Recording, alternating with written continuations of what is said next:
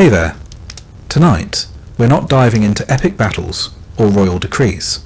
We're stepping into two lives, lived at opposite ends of the same medieval world. On one side, a king, draped in velvet, surrounded by courtiers, deciding laws with a nod.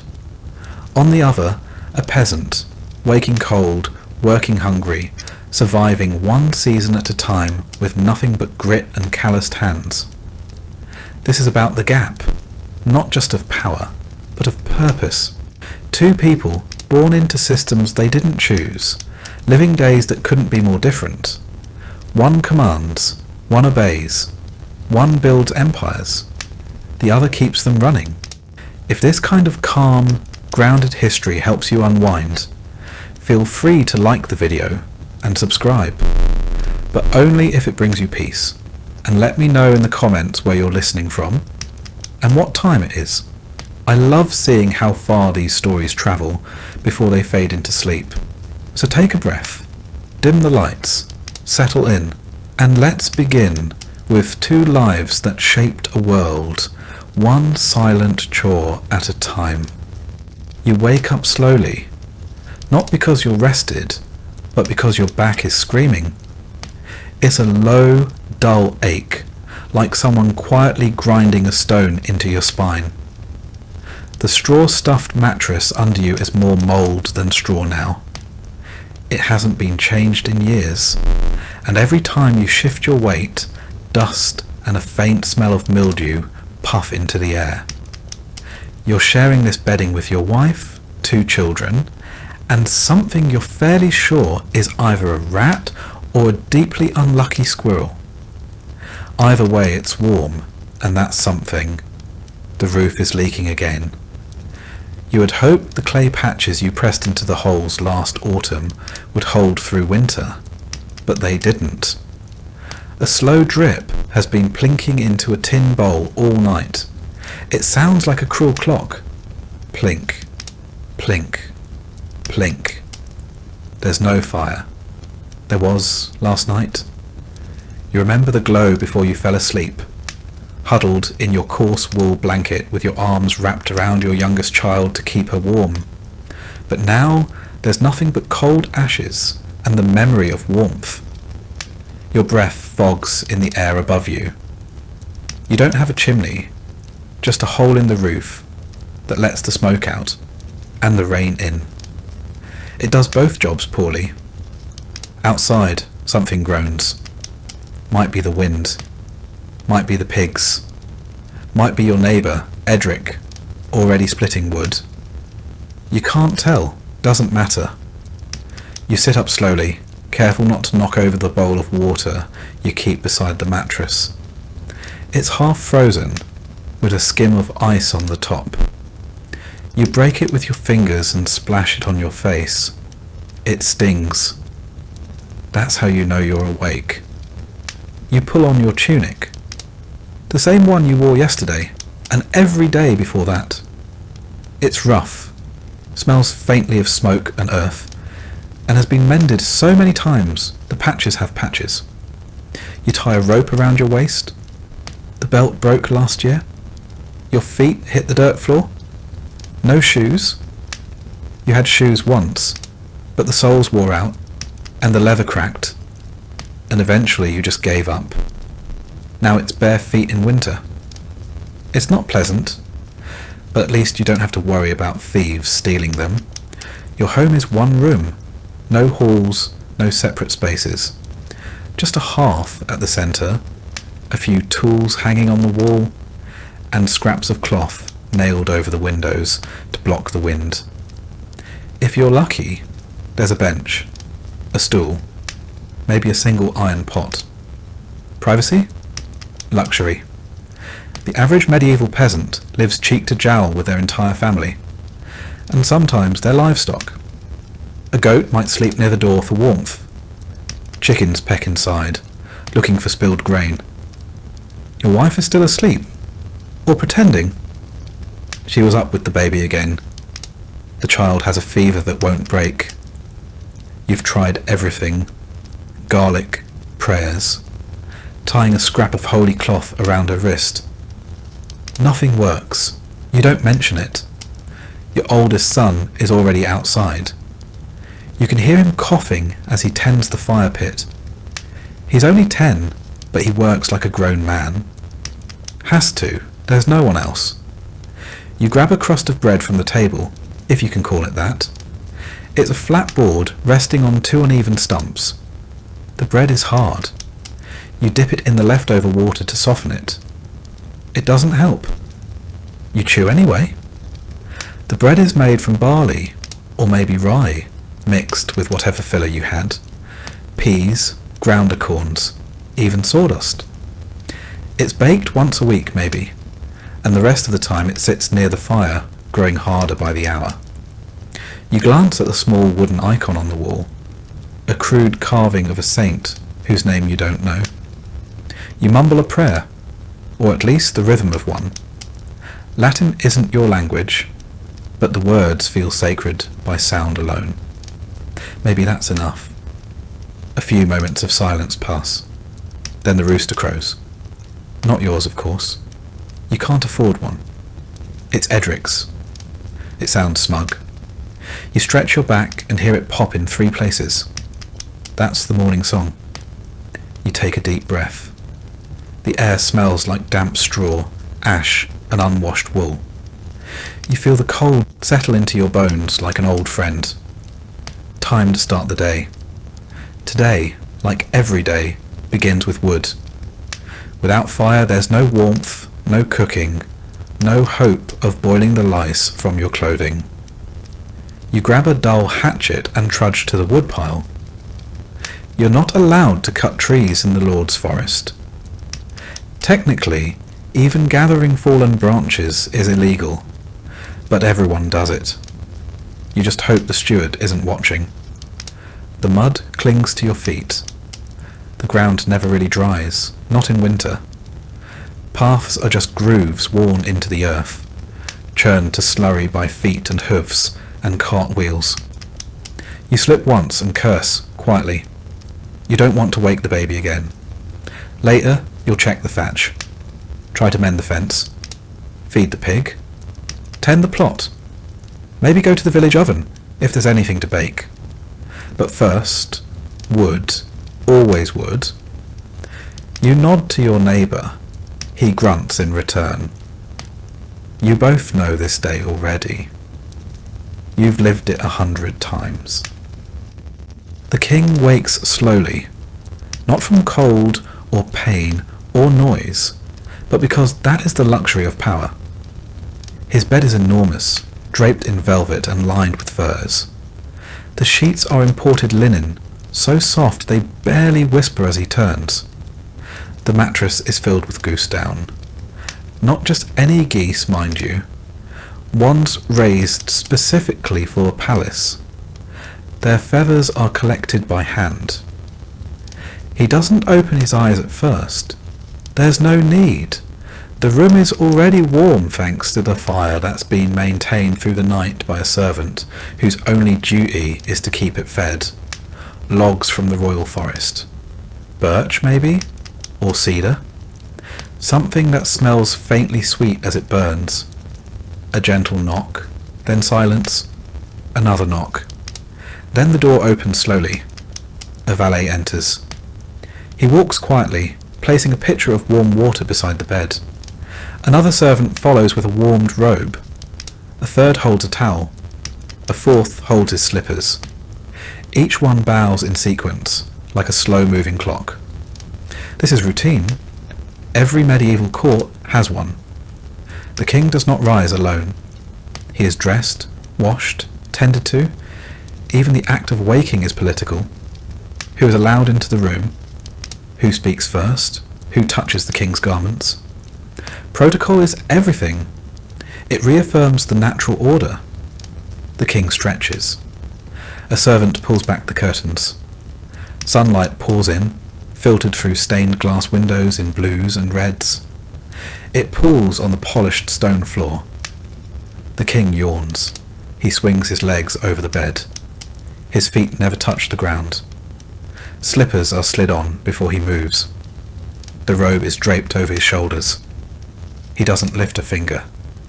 He moves to the wash basin. The water is warm, perfumed with rose oil. A towel is held up for him as he pats his face dry.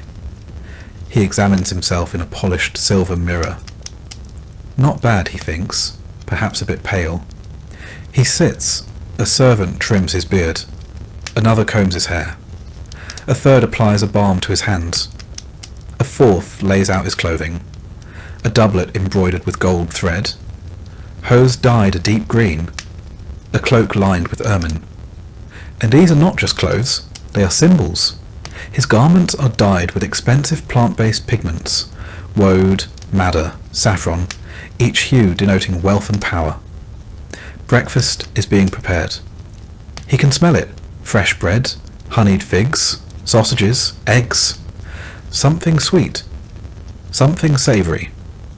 It will be laid out in the solar soon, beside a fire and beneath a tapestry of his grandfather slaying a boar.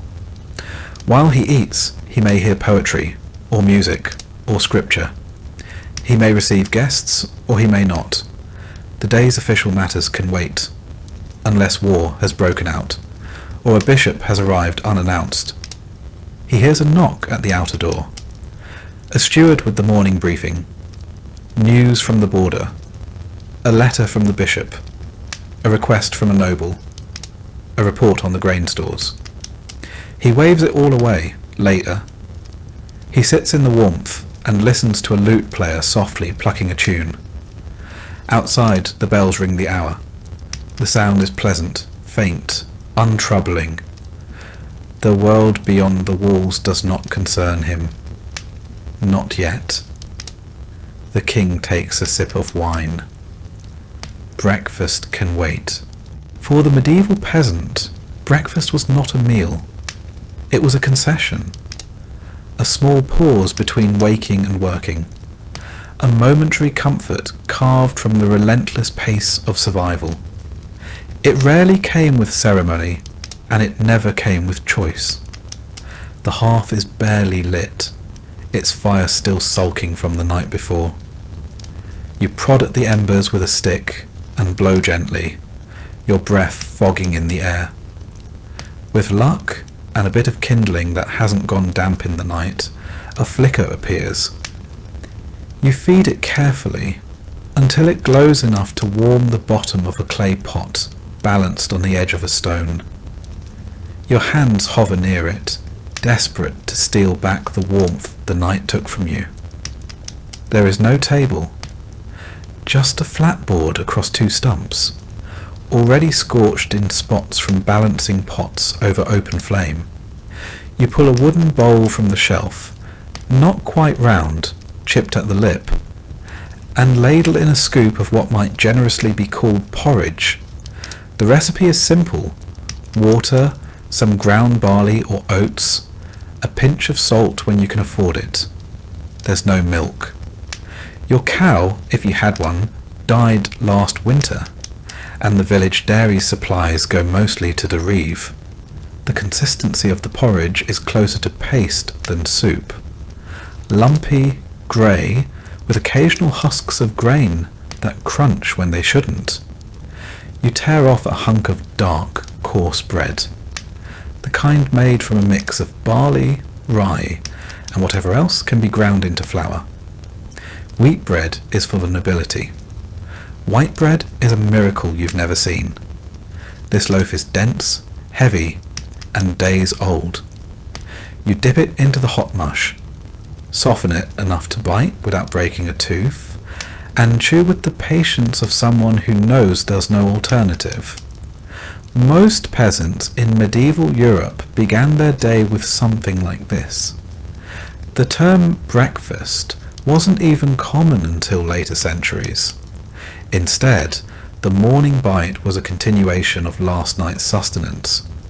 The word itself, breaking the fast, implied there had been a fast to begin with.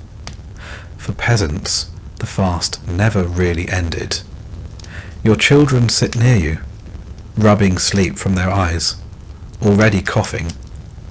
One of them eats with two hands, the other just stares into the bowl. You tell them to eat slowly. Not because there's more coming, there isn't, but because it's better to stretch the illusion. Your wife drinks weak ale from a cracked wooden cup. It's thin, bitter, and lukewarm, but it's safer than water. The stream outside has a habit of killing chickens and children alike. Boiling takes fuel you don't always have. So the ale, brewed from grain, fermented just enough to kill what the river carries, becomes the drink of choice, even at sunrise.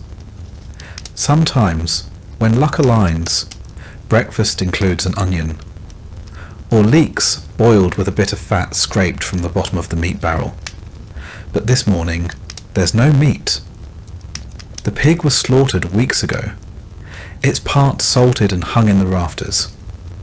Most of it went to the Lord, as was required by law, a tax of flesh, bone, and survival. You hear your neighbour cough outside. Edric again. He's already on his feet, already working. You envy his energy. Or maybe you just envy his chickens. He has 3. You have none. Someone knocks on the door. A soft rap. It's a child, muddy-faced, barefoot, asking if your wife has any herbs for his sister. You don't? But she'd find something anyway. Dried nettles, maybe? Or horehound? You trade for it? Half a heel of bread, split in silence.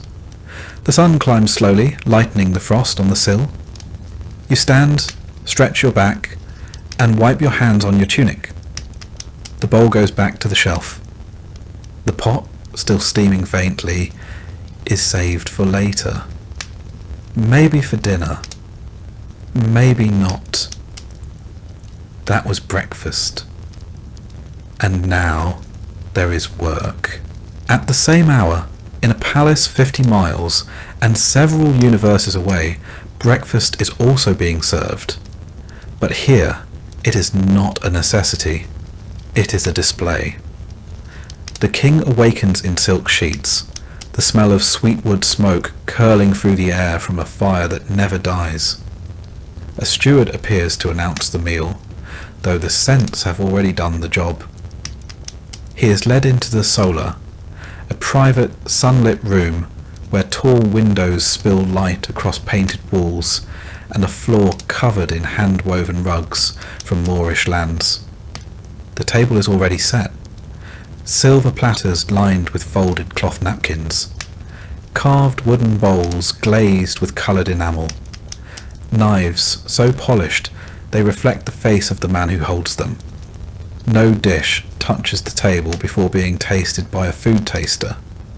The threat of poison is real, especially in times when political ambition is as common as hunger.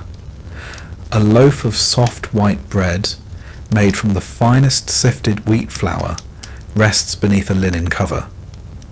This is manchet bread, prized for its purity. A luxury. Only the upper class can afford the fine sieves and careful processing that turns ordinary grain into something this pale and delicate. Alongside it, poached eggs from palace hens, sprinkled with herbs from the castle's kitchen garden. Spiced sausages of venison and boar, cured and smoked in ways peasants have only heard about. A bowl of figs, imported at cost from Iberia or the Holy Land, cut open to reveal their purple-red insides. Honeycomb dripping onto cheese, rich and soft, made from the milk of sheep raised on lands the king has never seen. He eats slowly. Not because he is savouring the meal, but because he knows he can. There's no rush. A cup of mead sits by his plate, gold-tinged and lightly scented with herbs. He drinks little of it. A servant waits with watered wine in case his mood changes. Breakfast for a king is as much about being seen as it is about eating. Attendants hover in silence. Musicians pluck a slow tune in the corner. The steward reads aloud the day's agenda. Petitions from nobles, disputes over borders, supply concerns from the coast. The king listens with one ear, chewing on a slice of pear poached in cinnamon. It is sweet. It is forgettable. Medieval royal meals were orchestrated events. Banquets and feasts were public, but even private meals followed rituals. Certain dishes implied wealth and status. The more exotic the ingredient, the higher the status. Spices like cinnamon, cloves and nutmeg were imported at staggering prices through Venetian and Arab merchants. A single sack of pepper might be worth a cow. He finishes half the bread, a sliver of ham, and picks at a pastry filled with minced apples and dried cherries. When he's had enough, he signals with a hand. The plates are cleared silently. A towel is brought for his fingers. He hasn't touched anything directly, but the gesture is expected. He reclines slightly, watching the dust float through the sunbeams. The servants step backward in perfect rhythm. The king's dog, a thin greyhound with polished fur, pads to his feet and rests its head on his slipper. He absently strokes its ears. Breakfast is over. Not because he is full, but because he says so. One meal eaten for fuel. One for pleasure. One devoured to fight hunger. One consumed because it exists. The peasant scrapes the last grain from his bowl and drinks weak ale. The king throws away half a roasted partridge because it tasted slightly overdone. The average peasant consumed around 1,500 to 2,000 calories a day when available, mostly from bread and pottage. The average nobleman? Closer to 4,000, with far less physical labour to burn it. Gout, the disease of kings, wasn't metaphorical. Too much meat, too much wine, too little motion. But in the end, neither man truly wins. The peasant walks away hungry, to a day that will demand everything. The king walks away bored, to a day that will offer everything, and ask him to pretend it matters. And so they rise from their tables, both under the same rising sun, one stomach aching with emptiness, the other aching with fullness, neither truly satisfied. You reach for your tunic, not because it's clean, not because it's new, but because it's all you have. In medieval Europe, peasants didn't own wardrobes. They owned a garment, singular. Maybe two if the harvest had been particularly kind. One for work, one for sleeping. Sometimes they were the same thing. Yours certainly are. It's made of rough spun wool, the fibres coarse enough to scratch your skin raw if you're not careful. The colour? Something between mud and old straw. It was once a pale brown, but years of labour, smoke and unwashed sweat have darkened it into anonymity. The sleeves are uneven. One is frayed at the cuff, the other patched with an old scrap from your wife's dress. No one will notice. No one cares. Underneath, if it's a good day, you might wear a linen shirt. Smock is the proper term. But today is not a good day. It tore last week while you were hauling timber, and the tear opened like a mouth across your side. You haven't had time to mend it. Besides, linen doesn't keep out the cold like wool does, even if it's softer on the skin. You step into your hose. Not like the noble's finely woven stockings. Yours are closer to long woolen tubes tied at the knee, sagging at the ankle, and held up by sheer stubbornness. One of them has a hole in the heel. You've been meaning to stitch it shut, but every day it seems less important than getting through the next. Shoes? If you're lucky. Maybe you own a pair. Old, cracked leather with twined laces and soles that have more holes than hide. Most peasants went barefoot for half the year, especially during warmer seasons. In winter, scraps of cloth might be wrapped around the feet, or you simply walked carefully. Today, you slip your feet into wooden clogs, crudely shaped and unforgiving, but better than frostbite. Your belt is rope. It used to be leather, but that cracked and snapped the same year your youngest was born. The rope is a better symbol of your station anyway. A looped, scratchy truth wrapped round your waist. No buttons, no zippers. Those are luxuries centuries away. Your clothes are fastened with knots, wooden toggles, or nothing at all. The neckline of your tunic hangs open, loose from years of wear. Your wife ties it closed with a bit of twine. She doesn't smile. Neither do you. There's nothing joyful about getting dressed when every stitch reminds you how close you are to nakedness. Medieval peasants had no closets, no drawers. Clothing hung from nails in the wall, or was folded and placed in a chest, if you were fortunate enough to own one. Lice were common companions. Fleas too. You brush something off your sleeve and decide not to look too closely.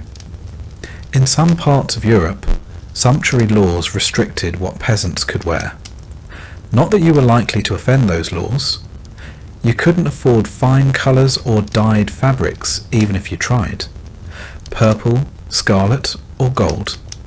That would be illegal. And laughable. You've never even seen gold thread. Your wife wears much the same. A kirtle, a kind of dress if you squint, made of scratchy wool tied at the waist with a cord. Her head is covered with a wimple, not for fashion, but for warmth and modesty. Her sleeves are rolled up. She's already working. The children wear hand-me-downs so patched and mismatched they resemble scarecrows. The baby is swaddled in rags. There's a hole in one of them, which you patch with more rag. The cycle continues. Getting dressed is not a transformation. It is not preparation. It is simply a layering of misery onto flesh. A small armour against the world, just thick enough to fool yourself into thinking it matters. But you wear it anyway, because to go out in nothing would be worse. In the castle, the king's garments await him long before he opens his eyes. Laid out by pages and valets, his clothing is carefully selected, inspected, and warmed by the fire so that not even a thread feels chilled when it touches his skin. It begins not with the outer garments, but with the linens. Soft, bleached white underclothes made of finely woven flax fibres. Only nobles could afford such softness. The peasants grow the flax, the king wears it. First, a shirt, long-sleeved, smooth, almost weightless. It smells faintly of lavender, dried and stored among the folds by servants whose names he doesn't know. Over that hose, snug-fitting woolen garments that cover his legs from ankle to thigh. These are dyed a deep blue, a colour expensive to produce, extracted from woad and reserved for those of means. Over the hose, he is helped into a doublet, a padded tailored jacket that buttons down the front with small discs of bone or polished horn. The buttons are decorative as much as functional. Unlike the peasant, the king wears buttons not because he must, but because he can. Buttons are a mark of craftsmanship, proof of tailoring, a symbol of class stitched into the seams.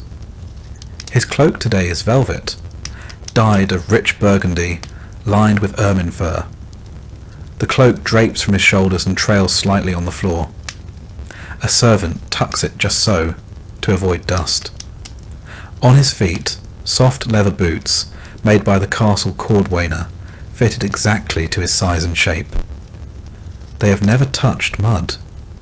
A sash of silk is tied around his waist, its ends embroidered with the symbol of his house. Silk is imported from Byzantium and the East. It travels through trade routes guarded by mercenaries and balanced on the backs of camels. It arrives here at great cost. He doesn't think about that. He just likes the way it drapes. Jewellery is optional but customary. A ring or two, a brooch, a clasp set with semi-precious stones. These are not for security or beauty. They are reminders to everyone in his presence that his body is sacred, adorned, elevated. While he dresses, attendants discuss the weather, his agenda, who might be arriving for court. Someone mentions a visiting dignitary. Another whispers about grain prices. It's all background noise. He nods, occasionally raises an eyebrow but doesn't respond. He is busy being dressed. The final item, a circlet, not quite a crown, but enough to remind everyone who he is. Not too heavy. This is morning wear, not a state occasion.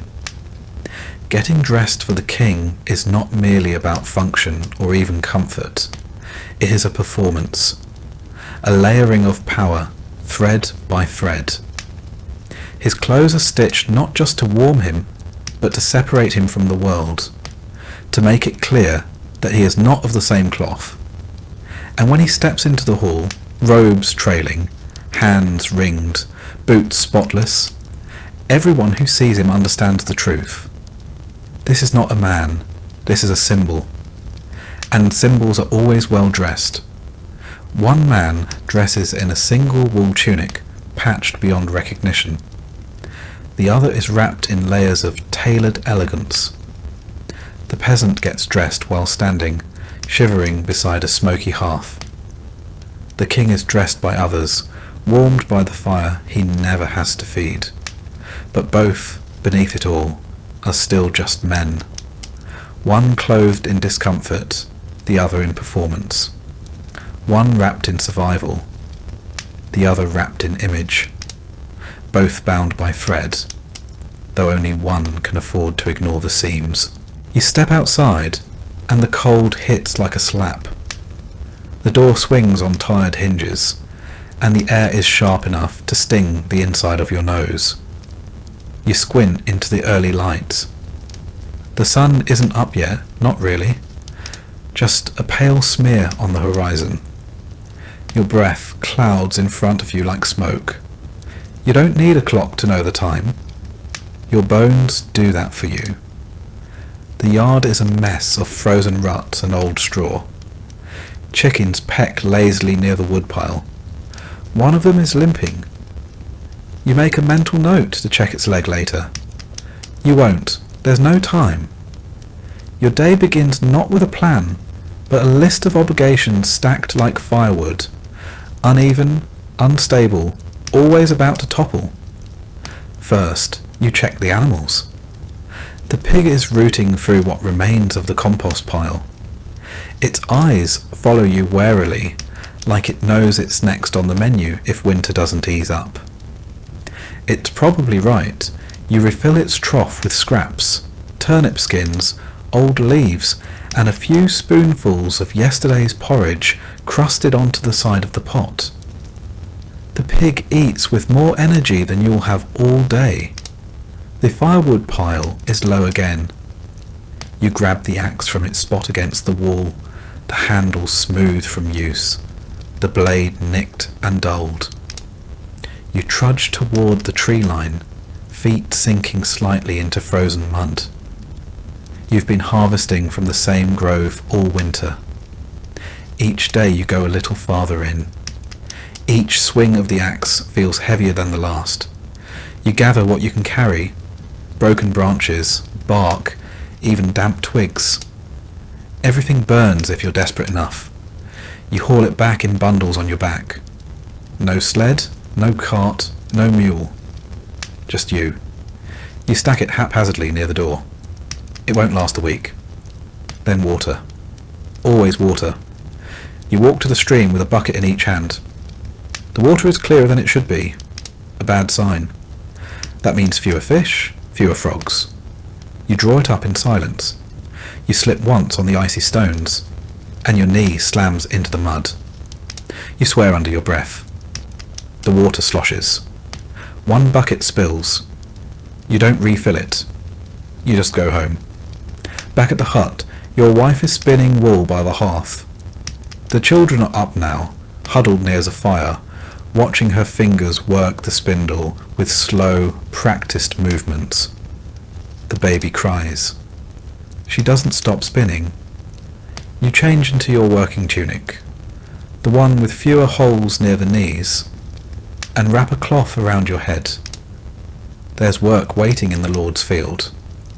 There's always work, and always for someone else's benefit. You walk the mile to the manorial land, shoulders hunched, hands in sleeves. Others walk beside you, men you know, men you don't talk to. Conversation is a luxury for men with energy. You save your breath for labour. Today's duty is muck spreading. The stench is overwhelming. You breathe through your mouth and try not to gag. You shovel slowly, methodically, spreading dung across frozen soil in the name of future fertility. You don't ask how much you'll be paid. You won't be. This is part of your feudal obligation. Corvée labour. You owe the Lord so many days a year, and today is one of them. You'll get a nod, maybe some leftover grain if he's feeling generous. You won't complain. You've seen what happens to men who do. In the medieval manorial system, peasants were expected to work their lord's land in addition to tending their own. The balance was impossible. Your own plot withers while you sow his wealth. But to protest is to starve. By midday your hands are raw. Your legs tremble. You've relieved yourself behind a tree and wiped with leaves. Your stomach groans. Lunch is whatever you brought. A crust of bread, a clove of garlic, a slice of dried turnip wrapped in cloth. You chew slowly, seated on a rock, watching the Lord's reeve ride by on horseback. His boots shine. Your knees are stained with filth.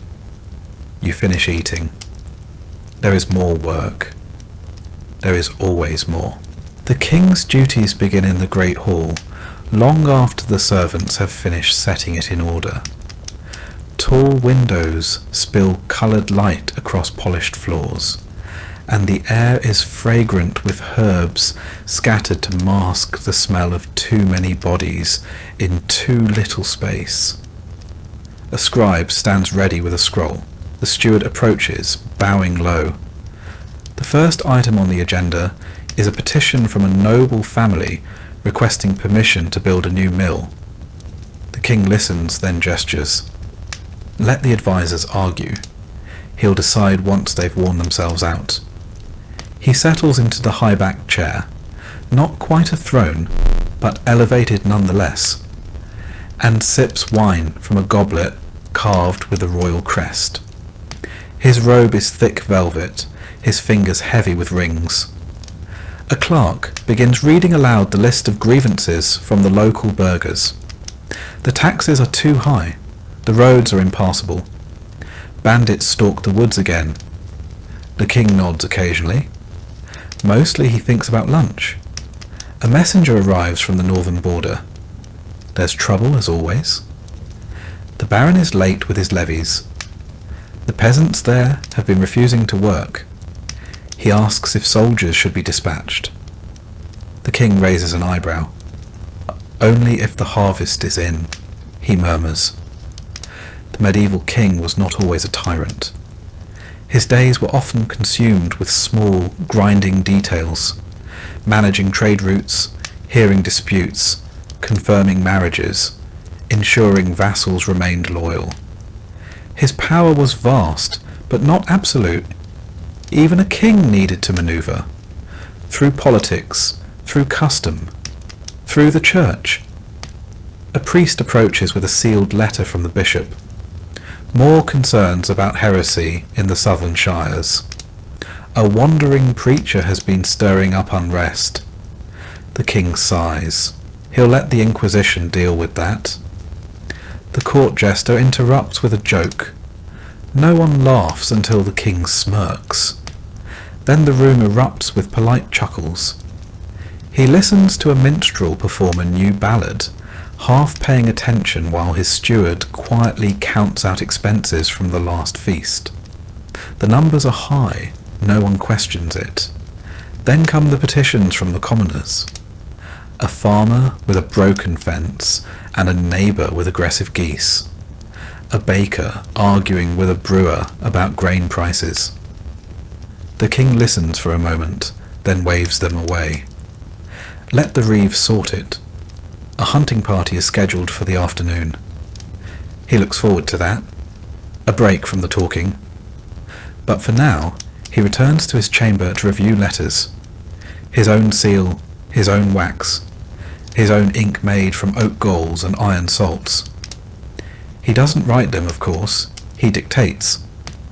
The scribe's job is to translate the king's words into something dignified.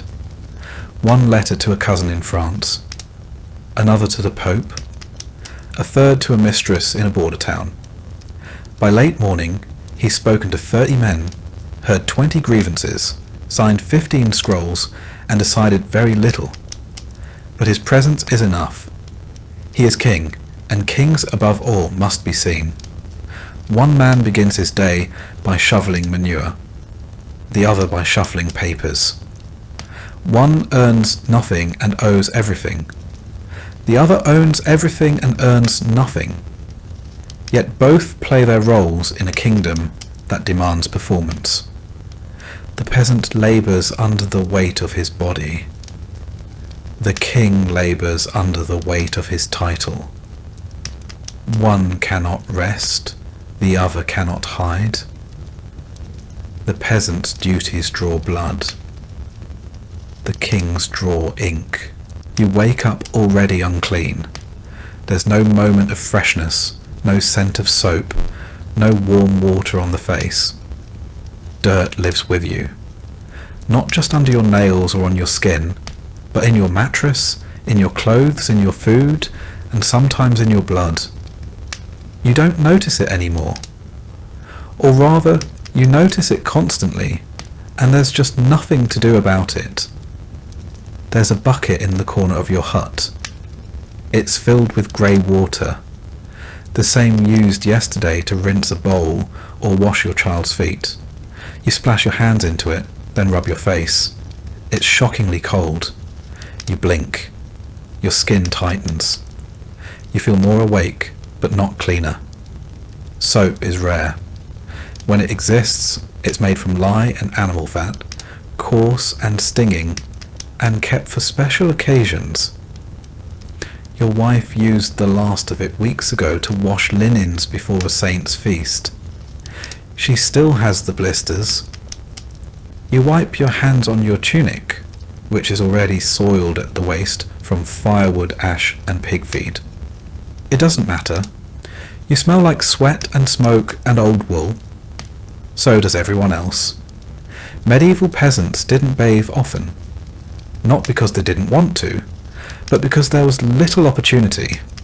No plumbing, no privacy. Water had to be carried, bucket by bucket, from streams or wells. Heating it meant burning precious firewood. The result? A full bath happened maybe a few times a year, more often in summer, less in winter. You couldn't waste warmth. The church preached cleanliness of the soul, not the body. Some monks bathed, but for the average labourer, a wash meant a quick splash of cold water on the face and hands. You've heard rumours of Roman baths, ancient places of steam and marble, but they sound more like fairy tales than history. You pick at the dirt in your fingernails. It's a pointless ritual. You'll be knee-deep in soil within the hour anyway. Your feet are cracked, your knuckles chapped. You have a rash on your leg that hasn't gone away. You think it might be ringworm, or just irritation from your hose rubbing the same spot every day. Your wife combs the children's hair with her fingers. You see a louse? She crushes it with a thumbnail and keeps going. The toilet is a pit behind the hut, half covered with old wood planks. In winter, it's frozen and dangerous. You squat beside it instead. Everyone does. No one speaks of it. Public latrines exist in larger towns, but they reek and overflow. Chamber pots are dumped into the street.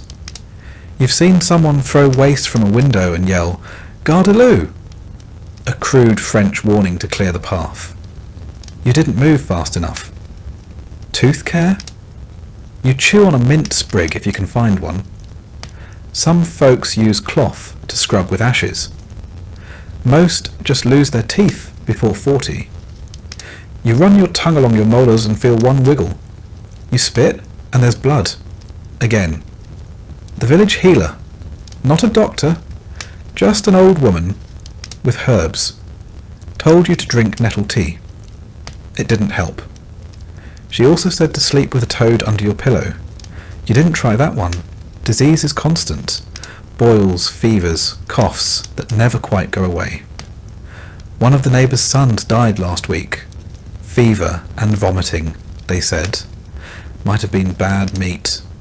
Order water. Or God's will. You check the baby's forehead. Still warm. Not burning. But not right. Your wife hasn't said anything, but you see the fear in her eyes. You know people who carry dried herbs in pouches around their necks to keep away miasmas, bad air. The priest says illness is a punishment. The healer says it's the weather. You say nothing. What's the point? Your neighbour claims he went 6 years without getting sick. Then his foot turned black. He died 3 days later. You dunk your head in the water trough to rinse your hair. It doesn't help. You smell like a man who works for a living. You always will. And still, you go on. Because there's no alternative. The king wakes not to filth, but to fragrance. His chambers are swept twice daily by servants using bundles of herbs, thyme, rosemary, lavender, scattered across the stone floors. They don't just freshen the air. They're believed to ward off illness. Clean smells, they say, make for a clean body. He sits beside a basin of warm water. A servant dips a cloth, wrings it carefully, and wipes the king's face and neck. Another dabs at his hands. The water is infused with rose petals, orange blossoms, sometimes vinegar. It smells like luxury. Unlike peasants, the king does not carry his own water, nor does he walk to the bathhouse. The bath comes to him, in the form of a large wooden tub lined with linen sheets, filled with heated water poured from brass pitchers. He bathes when he wishes, sometimes once a week, sometimes daily. It's his choice. Soap is not just available, it's imported. Bars come from Castile, made with olive oil and lye, scented with citrus or pine. It lavers softly, it does not sting. The king's skin is pampered with oils afterward to prevent dryness. Almond oil, if it's in stock. Goose fat, if not. He is rubbed with cloths made of fine linen. His hair is brushed with a boar bristle brush. His nails trimmed with care, checked for signs of illness. Cleanliness for royalty is not merely comfort. It's an extension of health, of status, of godliness. His physicians, university trained, perhaps in Paris or Salerno, believe the body has 4 humours: blood, phlegm, yellow bile, black bile. Balance is key. They advise the king to avoid dampness, excess wind, spoiled food. He is bled periodically to restore equilibrium. He follows a regimen known as regimen sanitatis, rules for healthy living. Moderate food, rest, gentle movement, fresh air, no overexertion. The body, they say, must be tended like a garden. His teeth are cleaned with a cloth dipped in wine or vinegar, sometimes ashes or crushed herbs. He rinses with sage-infused water. Bad breath, the doctor says, can signal internal decay. He listens, even if he finds it tedious. Illness is still a threat, of course. Even kings get fevers. Even kings die of the plague. But when he falls ill, he is surrounded by care, poultices, prayers, leeches, tinctures brewed in silver pots. When he coughs, 5 men listen. During outbreaks, the king retreats to the countryside, to the coast, anywhere but the city. He closes the gates, no visitors. The poor die in the streets. He reads about it in letters. He hears tales of entire towns falling ill, entire villages vanishing. He commissions a prayer, a mass, a candle to be lit. And he dines as usual. Cleanliness to him is visible. It is scented. It is symbolic. And above all, it is managed by others. The peasant scrapes the mud from his heels with a stick. The king scrapes the dirt from his nails with ivory. The peasant smells of animals, ash, and labour. The king smells of citrus and rose water. One body is raw from cold water and coarse wool. The other is cradled by steam and silk. But both, in the end, bleed. Both, when cut, scar. Both, when struck by plague, fall the same way. And death, whether in a straw bed or a gilded chamber, does not care for soap. Leisure, for you, is a strange word. It sounds like something for other people. Softer lives, softer hands. You don't have leisure. You have pauses. Gaps in labour where your body aches too much to move, and your thoughts shuffle through boredom and pain. Still, even the lowest peasant finds a way to break the monotony, because if all you ever do is work, eventually you forget why you bother to survive at all. The first and most common form of entertainment. Talking. Not idle gossip, although that exists, but stories. Tales told by the firelight when the work is done, when the children have quieted, and the pot is empty. You don't own a book. You can't read, and neither can anyone else you know, but you've heard stories passed down from your grandfather about saints, demons, dragons, and long-dead kings. Some tales are morality fables.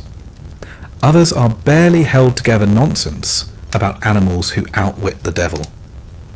All are told slowly, dramatically, with long pauses and widened eyes.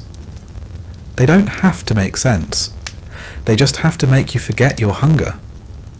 The village also entertains itself with song, not in melodies you'd find in a cathedral, but sharp, rhythmic chants.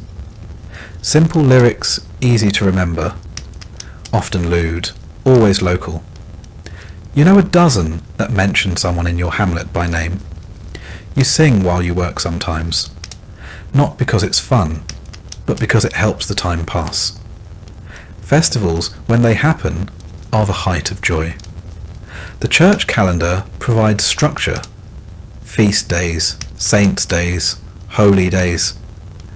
These are your sanctioned excuses to stop labouring, to drink, to dance, to gather in the square with others and pretend the year isn't dragging its weight across your back.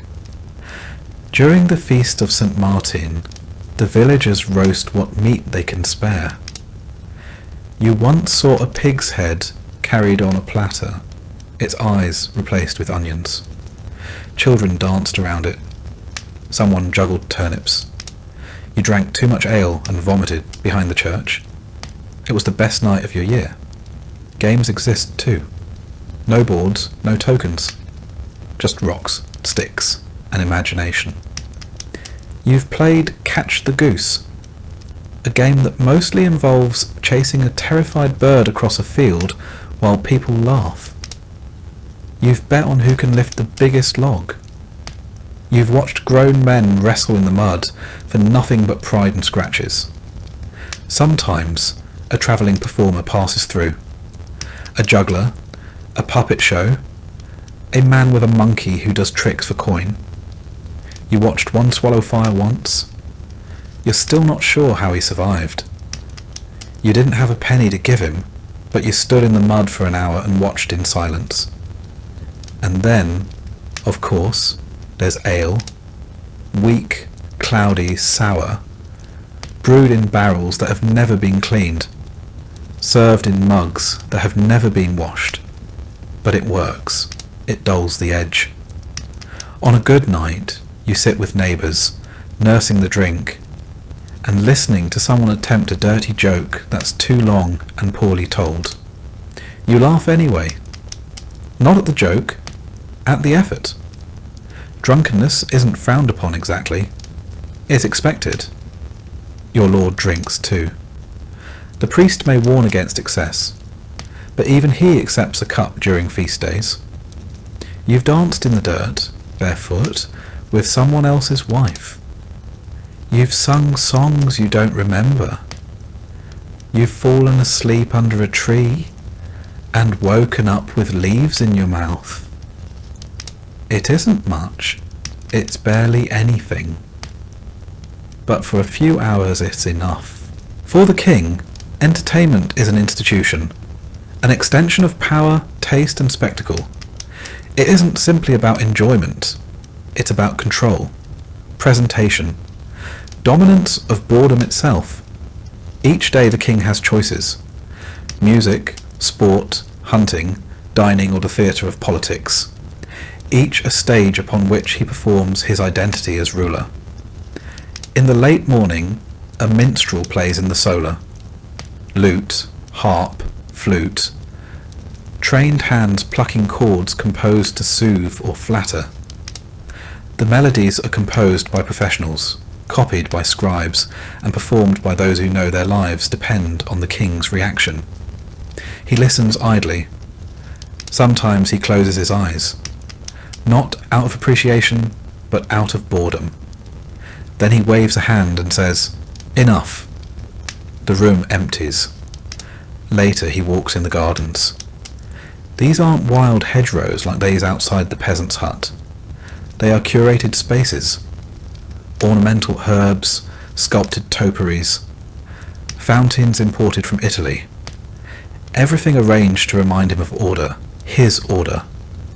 He plays chess with a visiting noble. The board is made of inlaid ivory and lapis. The pieces are hand-carved. The game is long, slow, half conversation, half test. He wins because he must. The noble doesn't mind. He was never trying to win anyway.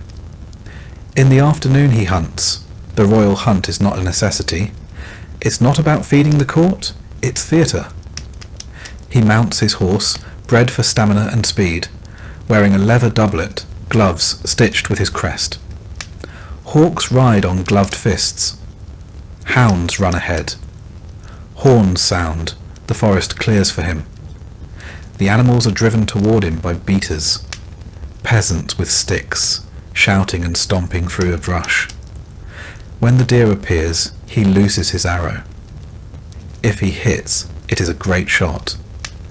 If he misses, it was a great shot that narrowly missed. The record will reflect it either way. At the end of the hunt, there is a feast. The boar is roasted whole. Game birds are dressed in their own feathers. Wine flows freely. This is not survival, this is abundance, a display of divine favour. The medieval king's court often included jesters, acrobats, storytellers, and even magicians. These performers were well trained, many travelling across kingdoms.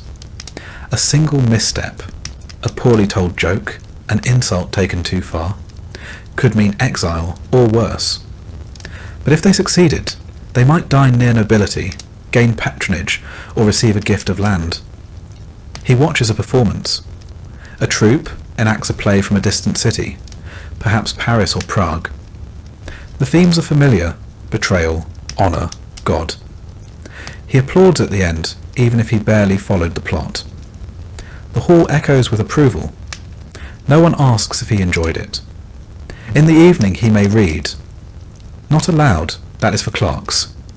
But he listens to books being read to him. Tales of ancient Rome, romances of knights and maidens, treatises on theology. He asks questions occasionally, not always expecting answers. Then music again. Then a warm bath. Then sleep. Entertainment is not rare for him. It is constant. And yet he is often bored. The peasant laughs because it might be the only joy he feels all week. The king laughs because it's expected. One dances in the dirt, in bare feet, to the rhythm of a friend slapping a barrel. The other dances in a hall, gilded and perfumed, to strings and harps. One sings to forget the hunger. The other listens to singers to fill the silence. The peasant waits all year for a single feast day. The king feasts every day and longs for something new.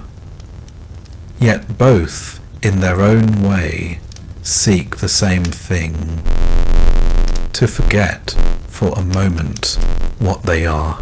You wake hungry again. You went to bed with hunger sitting in your gut like a stone, and it's still there, just dulled by sleep. The idea of being full feels like a memory from another life. Maybe you were full once, a festival day, a neighbour's wedding, but most mornings, like this one, your stomach starts out quiet and gets louder by the hour. You stir the pot hanging over the hearth. It's yesterday's pottage, still warm from the coals, thick like glue and brown like mud, bits of barley, a turnip chunk, a wilted leaf. You ladle a scoop into your bowl. There's not much left, so you give the bigger share to your eldest child. He doesn't thank you. He just eats like a dog that doesn't want to be seen. Pottage is what you eat. Morning, evening, sometimes cold in the middle of the day, if there's enough to spare. There's no recipe. It's whatever you have, boiled for hours until it can't be picked apart. Barley and oats are common. Sometimes beans, peas, leeks. If you're lucky, a scrap of fatback or a bone for flavour. Usually not. Bread is next if there's any. Yours is black and hard, made from rye and barley. Grains that grow better in poor soil, the kind you farm. The flour is mixed with water and salt if you have it, then baked into rounds or flat cakes in the communal oven if you remembered your place in line. There's grit in the bread.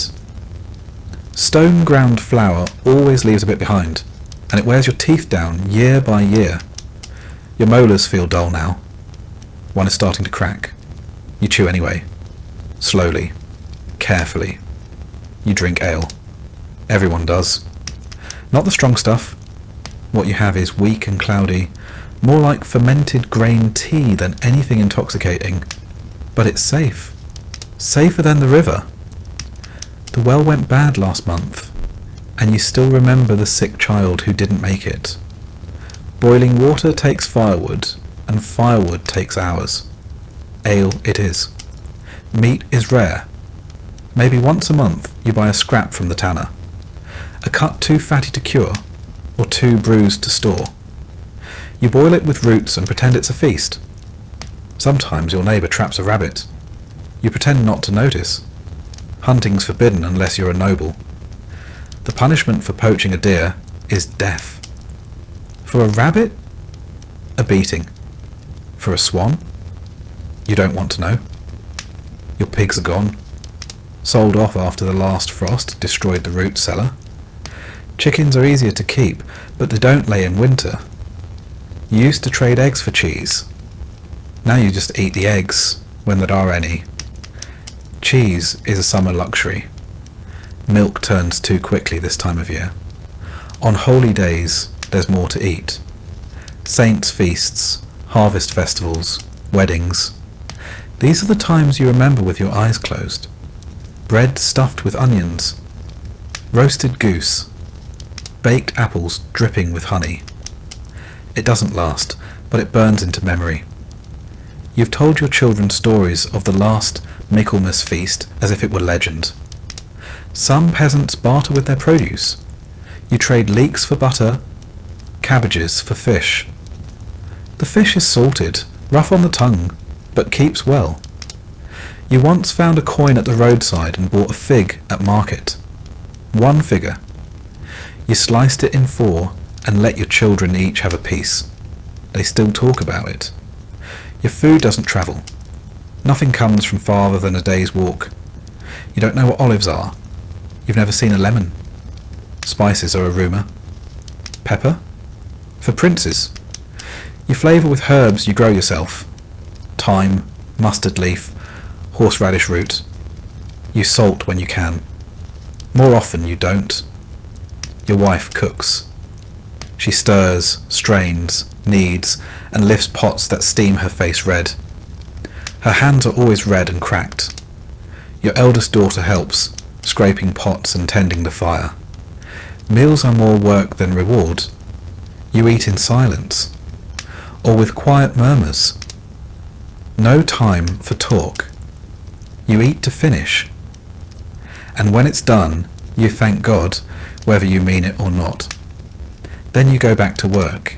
The king eats whenever he chooses, or rather, whenever the schedule of the court allows him to be fed with ceremony. Meals are more than nourishment here. They are theatre, statements. A feast not just for his guests, but for the idea of monarchy itself. His food is prepared in vast kitchens beneath the castle. Whole departments exist to coordinate the supply of game, fish, vegetables, spices, bread, and wine. There are master cooks, assistants, pastry makers, poulterers, fishmongers, sauce chefs, spit turners, butterers, cupbearers, and food tasters. Each has a rank. Some have apprentices. Many serve for life. Bread arrives first, white and soft, made of wheat grown on royal estates and sifted through fine cloth. This is manchet bread, made only for the rich. It's served warm, sliced thin by a specialist. He carries the knife like a knight might carry a sword. Next come meats. Spit roasted boars, larded hares, herbed venison, wild birds cooked in wine and cloves. There are pies with layered fillings, pigeon, pear, dates, and veal, each crust sealed and stamped with the royal crest. Everything smells of spice, nutmeg, ginger, cinnamon, saffron. Spice is more expensive than gold. The king does not eat from wooden bowls. His dishes are pewter, silver, or gilded ceramic. His goblets are etched glass or ornate metal, often studded with stones. He drinks wine from Aquitaine, Cyprus, Burgundy, imported by merchants who bribe their way into court favour. There is fish, always fish, even on meat days. Salted sturgeon, eels in almond milk, baked trout garnished with violets. On Fridays and fast days, when meat is forbidden by church law, the cooks become even more inventive. Whale meat is considered fish by decree. So is beaver tail. So are frogs. A theologian once argued that barnacle geese, born of driftwood, were also fish. Feasts are long, 3, sometimes 4 hours. Each course ends with an entremet, a kind of edible entertainment. A model castle made of pastry. A roasted peacock redressed in its feathers, set ablaze with brandy. A pie that, when opened, releases live birds into the hall. The king eats little of each dish. A few bites, a taste. He's not eating for hunger. He's eating for demonstration. His physicians monitor his consumption carefully. He is advised according to the theory of the 4 humours. Balance between hot, cold, wet, and dry. Roast beef is hot and dry. Fresh apples are cold and moist. Food must be chosen with care, lest it unbalance the king's body, or worse, his mind. Sometimes he is bled before a meal. Sometimes he fasts. Sometimes he indulges. But always the meal is recorded, chronicled, observed. If guests are present, and they often are, they watch the king eat first. They do not begin until he does. They are served less lavish versions of his dishes. They watch his face for signs. Did he like the quail? Was the sauce too sharp? Should they compliment the chef? After the meal, his hands are washed in rosewater by attendants. A perfumed cloth is offered. A minstrel plays. A servant recites a list of expenses incurred, and then with a nod he stands. The meal is over. The performance is complete. The peasant eats scraps and roots and salt. The king eats peacocks and pears in wine. The peasant prays for enough. The king prays it's not overdone. The peasant eats what he can find. The king chooses what others search for. But both, under wool or velvet, in draughty huts or gilded halls, must eat. Both rely on others. One on the land, the other on men. Neither can live without the hands that grow, gather, kill, and cook. The difference is who gets to rest afterwards. You wake with the name of a saint on your lips. You're not sure which one. There are too many. Saint Cuthbert? Saint Isidore? The one your wife prays to for healthy births? Or the one your neighbour swears healed his cow's leg? They blur together. Their images are painted badly on wood or carved in the stone at the chapel. Flat eyes and bent fingers, holding books, staffs or babies. They all look tired. You feel the same. Religion is not something you think about. It's something you live inside, like the weather, like the mud. You cross yourself before you eat. You mumble prayers before bed. You know the Lord's Prayer, though half the words don't mean anything to you. You know the Creed. You know that Sunday is for church, and that missing it gets you noticed. You know the priest smells like wine and speaks in Latin. Latin, a language you do not understand. The priest reads from his book with a voice like a chant, rising and falling like the wind in the eaves. You nod, you kneel, you stand, you sit, you say amen. It's all by rhythm, like a dance you never learned, but have done all your life. The church is cold, always. Stone walls, no fire. Just candles, a rough altar, and the echo of old prayers. You sit on a bench and think about your chores. You don't mean to, you just do. The church tells you what to eat and when to fast. It tells you when to mourn and when to celebrate. There are dozens of feast days, but most of them mean kneeling more, not eating more. On Fridays, you don't eat meat. During Lent, you eat less of everything. Advent is for waiting. Easter is for singing. Christmas is for huddling close to the fire. The priest is not poor. He has a servant, a fat goose, and shoes without holes. He doesn't till the soil, but he talks about sin with the confidence of someone who's never had to lie for a crust of bread. Still you listen. He buries your dead. He blesses your fields. He might even know your name. When things go wrong, when a child is born sick, or a cow refuses to milk, or the weather turns against you, you look for meaning, for punishment, for sin, for someone to blame. You tie herbs above the door, light a candle, leave a coin at the chapel. You mutter to St. Bridget, or St. Blaise, or St. Jude. You aren't sure which one helps with fever. You try them all. You've heard of people who stopped going to Mass. They vanished, or starved, or had their thatch catch fire in the night. You don't test those stories. Superstition isn't separate from faith. It's just the part the priest doesn't talk about. Your wife hangs charms over the cradle. Your neighbour buries nails at the corner of his field. You carry a bone in your pouch, just in case. The seasons change with the saints. Michaelmas brings the harvest.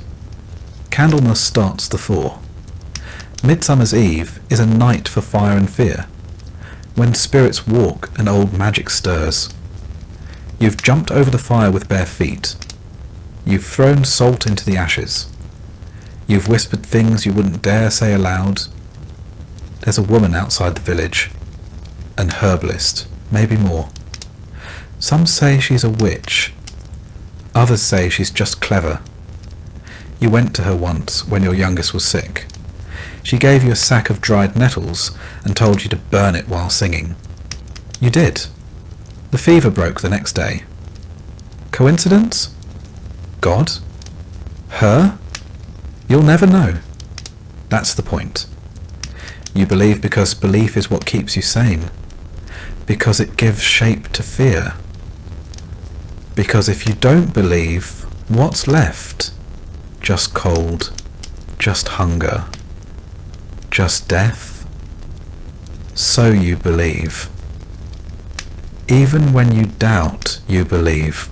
The king prays too, but his prayers are written by others. In the chapel attached to the royal palace, he kneels on cushions, surrounded by marble and stained glass. He holds a prayer book, a psalter illuminated in gold and crimson, with saints drawn in miniature. The words are in Latin, but he has been taught them since childhood. He knows when to bow, when to pause, when to look solemn. His faith is not just personal, it is political. Monarchs in medieval Europe ruled by divine right, their authority sanctioned by God, their power confirmed by coronation and anointing. To doubt the king was to doubt heaven itself. The king has confessors, bishops, and chaplains. He speaks with archbishops about church lands, tithes, theological debates. He funds monasteries and orders mass for the souls of his ancestors. He appoints clerics. He consults with Rome. He does not question doctrine, he shapes it. He observes holy days with ceremony, Easter, Christmas, Corpus Christi. The palace fills with clergy, incense, chant. Meals are altered, penances assigned, gifts offered to shrines. The performance is elaborate and necessary. But the king's religion is not always about belief. It's about structure, about order. The church records births, marriages, deaths. It legitimizes rule. It grants approval. It threatens excommunication. For the king, the church is an institution, a partner and a rival, a mirror of his own power. Still he believes, in his own way. He believes because the system would collapse if he didn't. He believes in divine order, in moral duty, in eternal reward. And yet, he too fears what lives outside the liturgy. He fears omens, eclipses, comets, strange births. He fears prophecy, dreams, the muttering of madmen.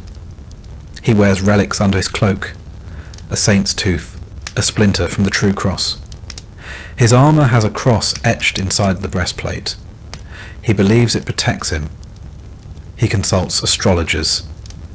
He reads horoscopes. His advisors tell him which days to travel and which to avoid. Before battle he fasts. He hears mass. He takes communion. He believes it will turn the tide. When plague strikes, he orders public prayers. He funds processions. He closes the city gates. He retreats to the countryside. He commissions masses for the dead. Thousands of names read aloud, night after night. He has seen what faith looks like in desperation. He has seen villagers flog themselves in the street, begging God to spare them. He has seen men weep in front of statues. He has seen the bones of saints carried through mud. He believes, but he does not trust. He rules the body of the realm. The church claims the soul. And both know that if one crumbles, the other soon follows. The peasant clutches a wooden cross and whispers a desperate prayer. The king kisses a jewelled crucifix and signs a royal decree. One lights a candle for luck. The other funds a cathedral. One is told that suffering brings salvation. The other is told that power confirms holiness. Yet both fear the same silence after death. Both kneel in different places, on different floors, wearing different clothes. but both pray to the same God, and both hope they are being heard. You wake before the light, not from a rooster's crow, he's late as usual, but from the sound of your joints cracking as you roll upright on a straw mattress that smells of mildew and years of sweat. You rub your eyes. Try to remember if today is your turn to haul water or your son's, and reach for the same coarse tunic you wore yesterday and the day before. You are not free. That's not something you say out loud. It's not a thought you entertain often, but it lingers in your ribs, in your hands, in the rhythm of your life. You are a serf, bound to the land, not a slave, not in name, but near enough that the difference hardly matters. Your Lord owns the ground beneath your feet. You simply borrow its surface, one furrow at a time. Today's labour is predictable. Muck the stalls, collect firewood, repair a fence flattened in the storm. Tomorrow it might be threshing grain in the manor's barn, or ferrying a barrel of ale to the Reeves' house, or helping with the sheep. Work does not rotate with fairness, only with need, and need never sleeps. Each season comes with its own torment. Spring is planting, endless hours hunched over rows of soil, pushing seeds into earth still clinging to winter's chill. Summer means harvest, and your fingers blister as you reap barley and hay until your tunic clings to you with sweat. Autumn is the rush to preserve, salting meat, storing apples, bottling what little beer you've brewed before it spoils. And winter? Winter is endurance. Cold seeps in through the thatch and into your bones. You wake stiff and hungry, go to sleep hungrier still. Most days you eat bread, not the white loaves of the rich, but dark, dense barley bread, flecked with grit from the millstone. Pottage if you're lucky, a stew of whatever you've managed to find or grow. Leeks, turnips, beans. A strip of bacon if you're blessed. Ale instead of water, because water might kill you. You have no tools of your own, just what's passed down or shared. A wooden plough with a cracked handle, a hoe tied with twine, a cart with one good wheel. If something breaks, you fix it, or you don't and make do anyway. Under feudal law, you owe the lord between 2 and 5 days of labour each week, depending on your agreement. This is called corvée labour, and it's not optional. You work his land before your own. You mend his fences, repair his roads, harvest his grain. Only afterward, if time and daylight allow, do you tend to your own meagre strip of soil. If you protest, you risk punishment. If you falter, you risk starvation. And then there are the taxes. You pay a tithe to the church, 1/10 of everything you grow. If your harvest is bad, the tithe remains the same. The priest doesn't farm, but he eats well. You also owe banalités, or fees for using the Lord's mill, his oven, his press. Nothing is free. Even boiling water might require permission. Your wife labours just as hard. She spins, bakes, cleans, tends animals, nurses children, and still finds time to mend your socks. There's no rest for her either, nor for your children. The moment they can lift a bucket or shoe a goose, they work. No one asks you what you want to be when you grow up.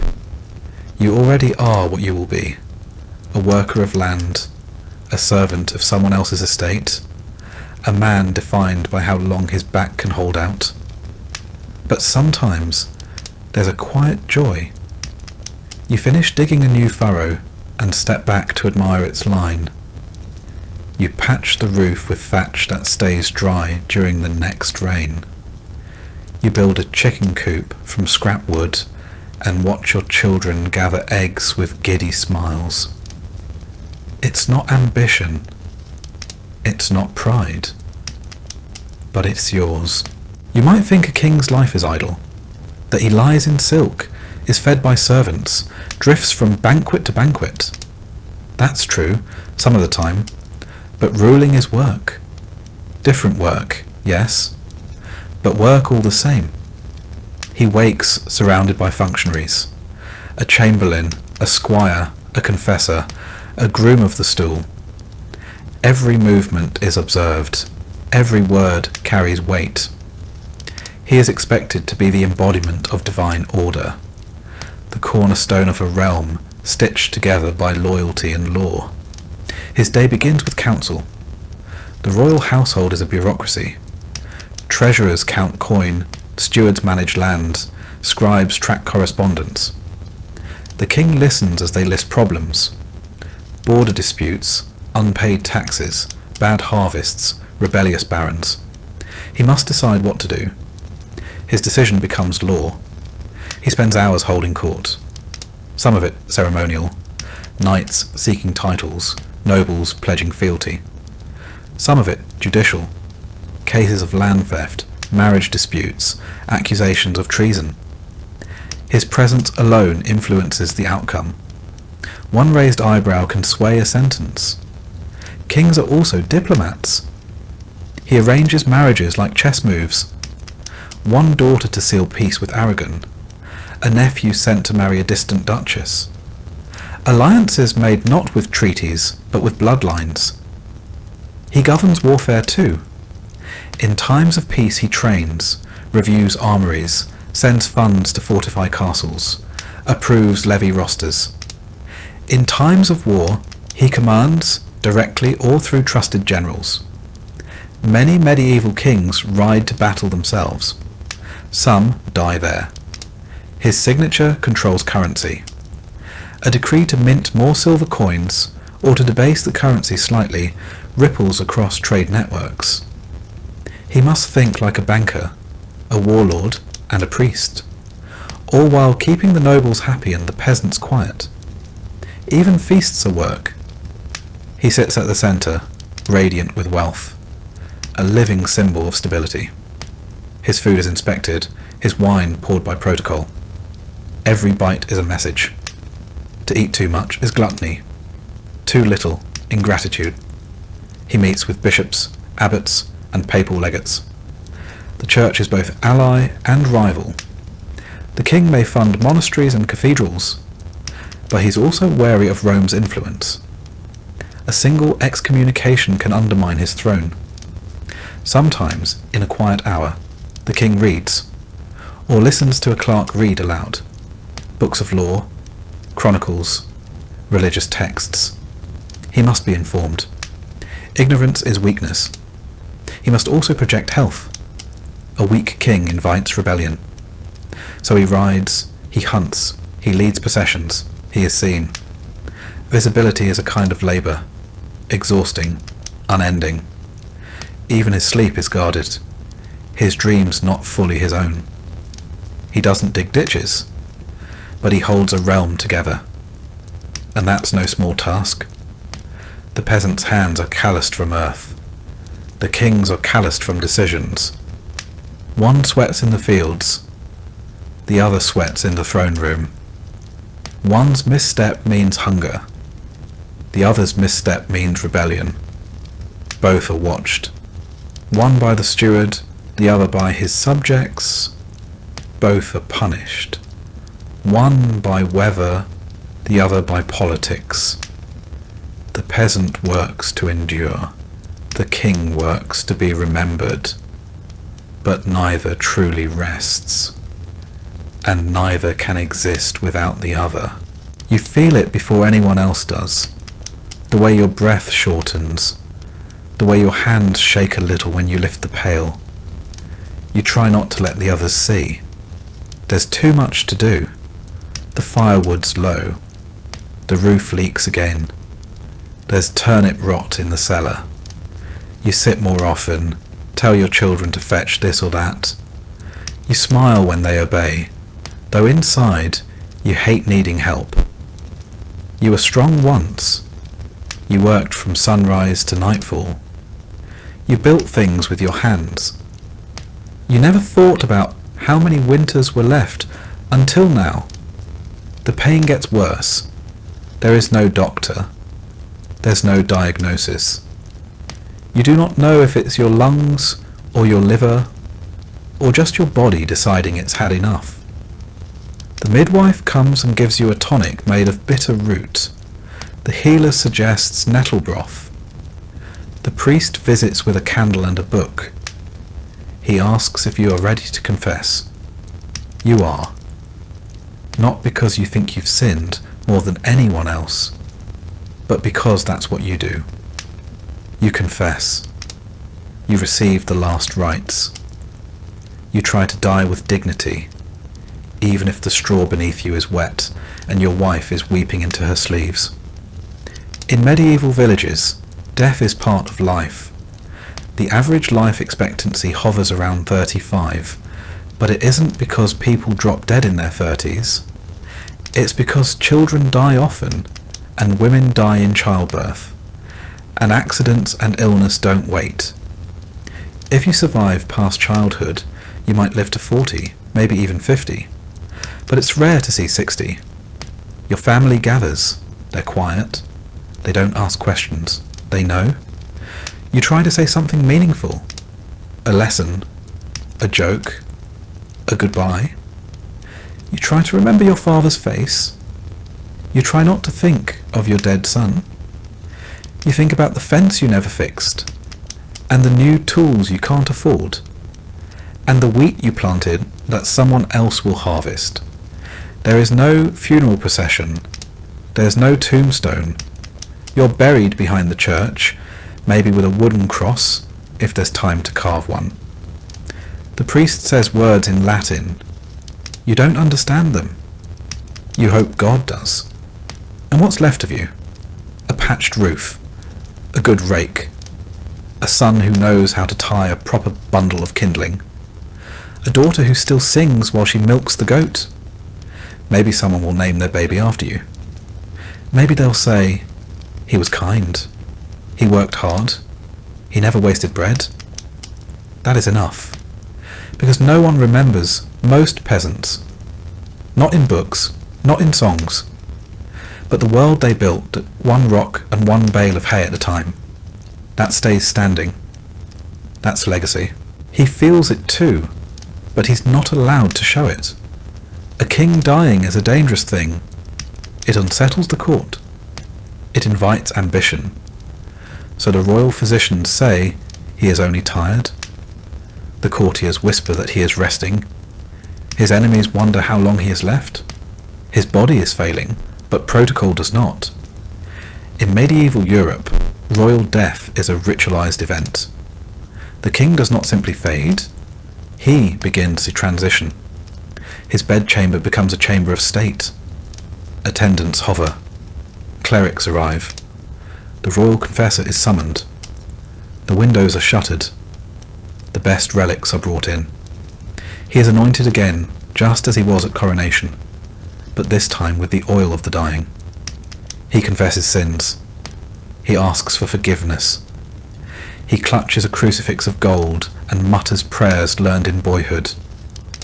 A scribe stands nearby to write down his last words, or at least something poetic enough to be remembered. The king's death must not be ordinary. If he ruled wisely, he is mourned. If he ruled poorly, he is endured until the last breath. But in either case, he is treated like a vessel of divinity until the end. His family gathers. Sons, if he has them. A wife, maybe two. A bishop reads scripture. Trumpets may sound in the courtyard. The realm holds its breath. And when he dies, really dies, the news is announced with fanfare.